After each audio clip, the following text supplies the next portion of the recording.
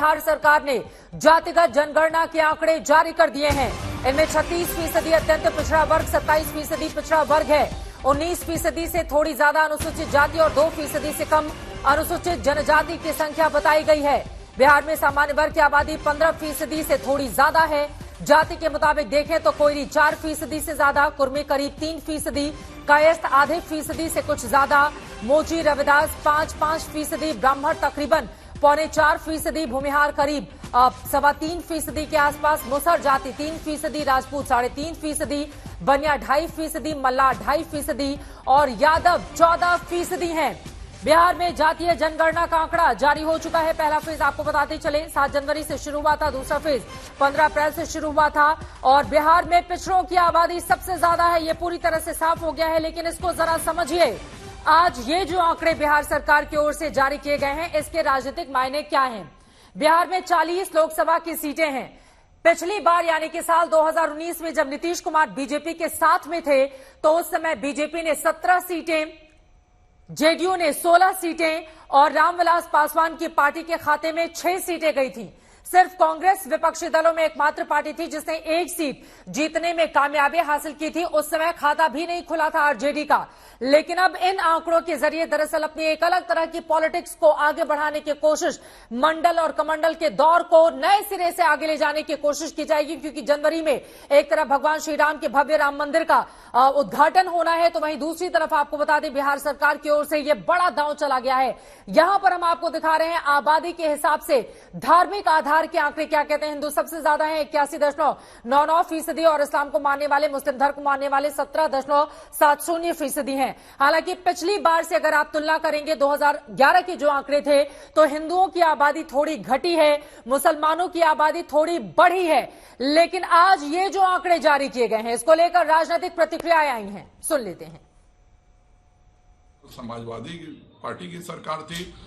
89 में जब विश्वनाथ प्रताप सिंह जी और आडवाणी जी ने मिलकर के सरकार बनाई थी, उस समय मंडल कमीशन का डाटा रिलीज किया गया और सभी पिछड़ों को आरक्षण दिया गया और 27% आरक्षण देने का एकमात्र कारण था कि पिछड़ों की आबादी 54% है। आज इतने 500 करोड़ खर्च करने के बाद भी हम यही अभी जान सके हैं, जरूरी यह है कि जो पीछे छूटे हुए तबके हैं, जिस तरह से माननीय नरेंद्र मोदी जी ने सभी अति पिछड़ों के लिए, चाहे वह बढ़ई समाज हो, माली समाज हो, लोहार समाज हो, नाई समाज हो, उन सभी के लिए विश्वकर्मा योजना लाके उन सबों को आगे बढ़ाने का काम किया है, उसी प्रकार की योजना बिहार सरकार भी लाए, जिससे कि जो पीछे छूटे तबके हैं उनको आगे बढ़ाया जा सके। और यह माननीय कैलाशपति मिश्र जी को और जो 89 में सरकार बनी थी, उन दोनों को धन्यवाद है कि जो आंकड़े के हिसाब से उस समय उन्होंने रिजर्वेशन किया था, वही रिजर्वेशन आज गणना के बाद निकला है। 500 करोड़ खर्च करके भी हम इसी निर्णय पर पहुंचे कि हमारे कैलाशपति मिश्र जी ने जो पिछड़ों को कर्पूरी ठाकुर जी के साथ मिलकर रिजर्वेशन दिया था, वह बिल्कुल सही था। सवाल है कि ओबीसी की बात करने वाले अपनी राजनीति को परिवार से आगे निकालेंगे क्या?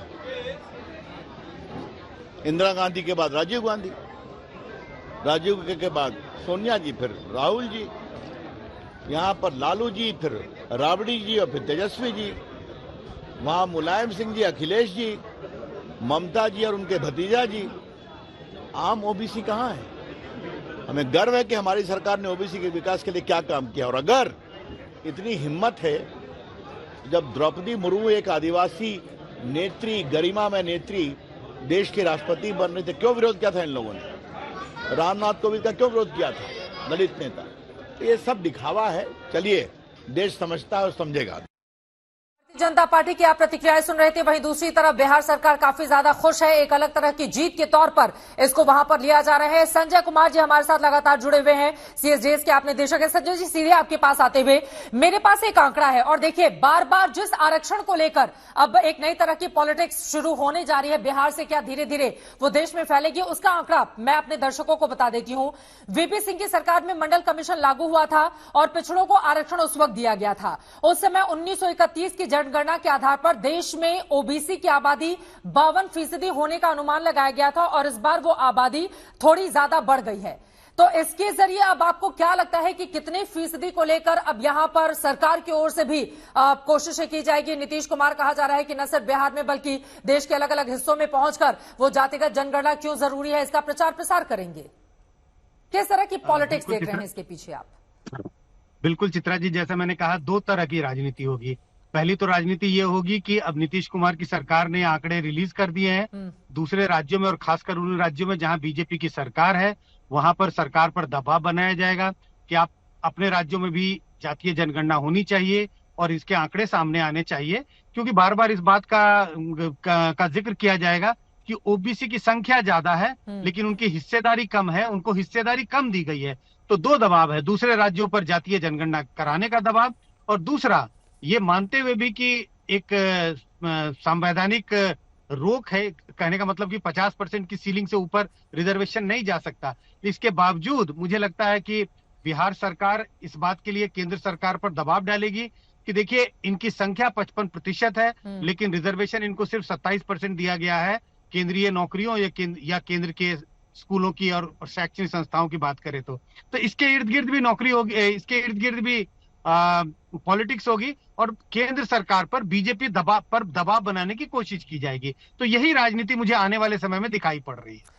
अब नए तरह की पॉलिटिक्स आप देखेंगे। हालांकि अपने दर्शकों को बता दें कि बिहार के पहले कर्नाटक सरकार की ओर से भी जातिगत जनगणना कराई गई थी, लेकिन वहां पर अलग अलग समुदायों की नाराजगी को देखते हुए जो आंकड़े थे वो जारी नहीं किए गए थे, लेकिन अब बिहार सरकार की ओर से आंकड़े जारी कर दिए गए हैं। इसको लेकर राजनीतिक प्रतिक्रियाएं आई हैं सामने। केसी त्यागी और केंद्रीय मंत्री गिरिराज सिंह को सुनते हैं।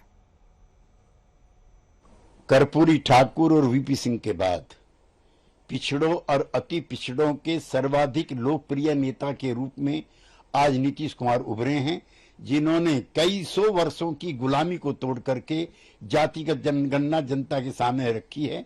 आज साबित हो गया कि वो 63% हैं, उसमें भी इन्होंने पिछड़ों और अति पिछड़ों का बंटवारा किया है जो रोहिणी कमीशन नहीं कर पाया।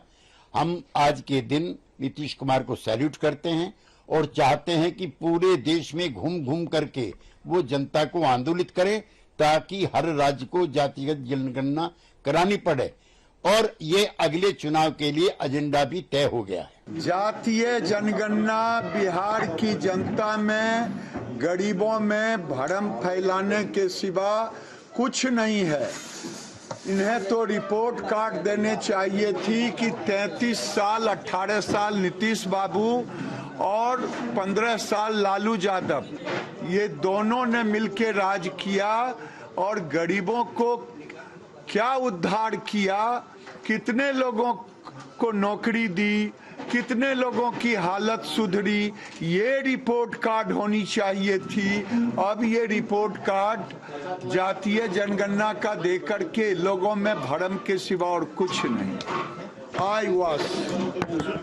संजय जी, दोनों ही नेताओं की बातें अपनी अपनी जगह महत्वपूर्ण हो जाती हैं। एक तरफ केसी त्यागी का यह कहना है कि अगले चुनाव के लिए हमने एजेंडा सेट कर दिया है, नीतीश कुमार बाहर जाएंगे और लोगों को बताएंगे कि जातिगत जनगणना क्यों जरूरी है, इसके क्या फायदे हैं।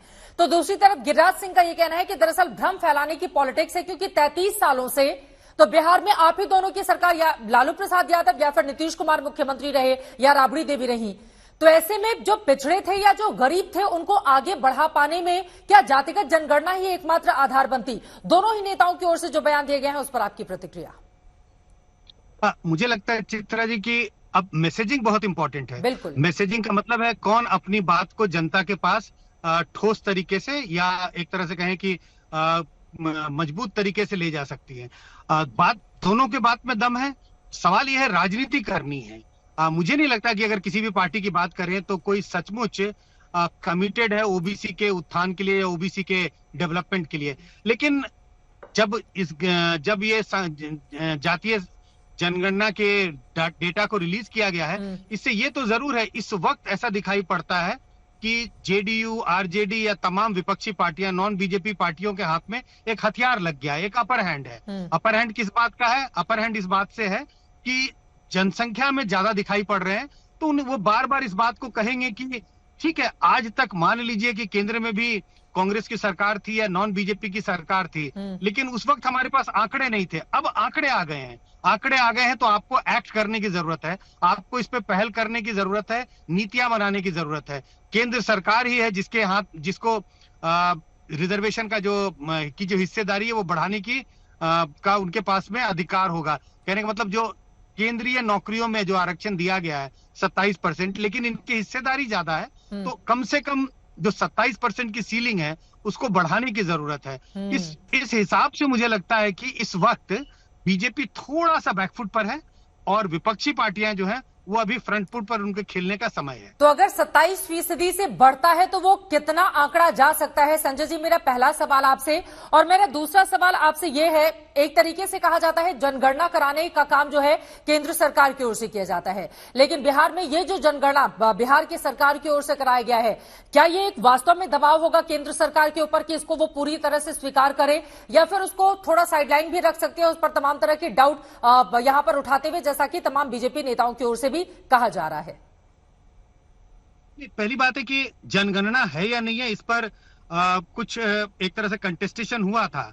सुप्रीम कोर्ट में ये बात गई थी और बिहार सरकार ने कहा था कि ये जनगणना नहीं है, क्योंकि इस पर जो डिसीजन आया था कि जनगणना कराने का अधिकार सिर्फ केंद्र सरकार को है। तो कहा था ये सर्वेक्षण है, ये ओबीसी सर्वेक्षण है, तो केंद्र सरकार पर थोड़ा दबाव तो पड़ रहा है। दबाव इस बार इस मायने से पड़ रहा है क्योंकि इसके इर्द गिर्द राजनीति होगी, लेकिन मुझे नहीं लगता कि ऐसा दबाव है कि अब केंद्र सरकार को भी देश भर में एक ओबीसी सेंसस कराना पड़ेगा। इस तरह का दबाव होता हुआ तो मुझे दिखाई नहीं पड़ता है।